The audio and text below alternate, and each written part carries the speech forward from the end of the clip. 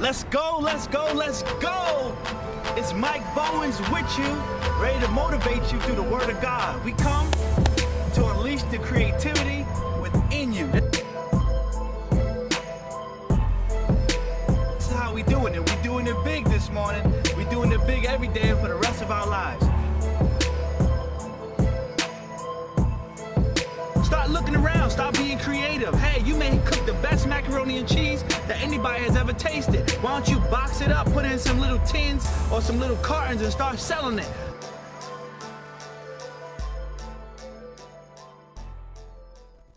Let's go, let's go, let's go. It's your man Mike Bowens coming to you once again live and direct from Unleashing the Creativity Within You. And I want to come to you from a nice angle, this different point right here. And I'm talking about treat your woman like a queen. Woo! Treat your woman like a queen. I'm telling you, fellas, when you treat your woman like a queen, when you take time to look her in the eye and tell her how much you love her, and then you don't just say it with your words, but then you let your actions show. Because see, men, we'll show it with our actions, but often we don't say it with our words. And I hear a lot of fellas when I counsel them, they say to me, don't she know that I love her? I go to work for her, I provide for her, I buy her everything she wants. That's all good, and keep doing that. But women like when you verbalize it. They like when you communicate it. They like when you text it. They like when you write it. They like when you say it, right? As well as show it. So here's a quick tip, fellas. You know what I'm saying? Get your poetry on. You know, do your little Romeo and Juliet thing. Put that thing on a paper, that pen on the paper, and write to her. You know, it's funny. My wife had brought this to my attention, you know, several years ago. Like, I could write books, and I could write blogs, and I can write all these things, but she's like, why won't you write me a letter?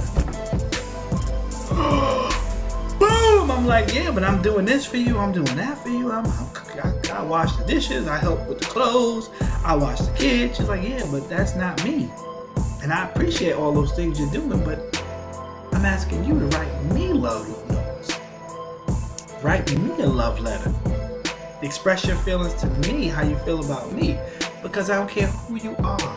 Everybody wants to feel appreciated. Now on the flip side, men, we may not want a love letter. Some men do, but for the most that I counsel, and for myself personally, I don't want no love letter. Men like to receive love in different ways. We'll talk about that in another message. But it's like, if you know your lady likes flowers, why neglect it and not get her the flowers? If you know she likes the candy and the roses and the card or a teddy bear, why not get it for her? Why not put yourself in a position, why not put your marriage in a position to thrive instead of it putting in a position for it to be strife, right? Push all the right buttons on purpose. You know, some people know how to press buttons on purpose to make people upset. Some people know how to press some buttons, you know, I'm gonna do this to him, I'm gonna make her so mad. I don't care. Just love to argue. There's some people that like to argue. Some people, I think that if there was a career for professional arguers, some people will be the highest paid. The highest paid. They'd be the Jay-Z and Beyonce of arguing, because some people just got that in them. But if you want to press the right buttons, if you want to press the buttons to make your marriage thrive, then, you know, do the things that you know they want you to do, like run that bubble bath. Ooh, run that bubble bath. If you got a radio in your bathroom, a CD player in the house, put that Luther on. Luther. A chair is not a chair. Boom, boom, boom, boom, boom, boom, boom, boom, boom. Put that thing on, and you set an atmosphere, baby. You allow her to relax and come down from her day.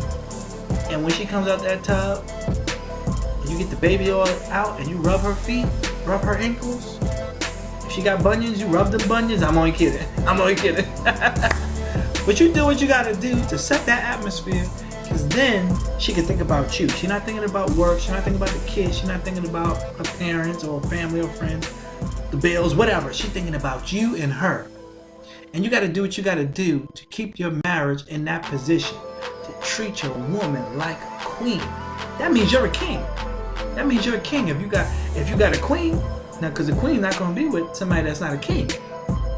But a king has the ability to treat his queen with the highest level of grace, with the highest level of care, with the highest level of love. She's not just a lady, she's your queen. And you know, as a queen, you never hear people speak to a queen any type of way. That means, fellas, when you're upset, that means you don't go off cussing at your lady. You stupid B, or you know what I'm saying, how it could get. You know, you would never speak to your boss that way if you're an employee. You never speak to your best friends that way. So why is it okay to speak to your lady that way? Boom! That's a bomb going off. Treat her with the utmost respect. Treat her like a queen because you're a king. Treat your lady the way she was supposed to be treated. On this message and on this note, I'ma sign off and I'm out. Be blessed.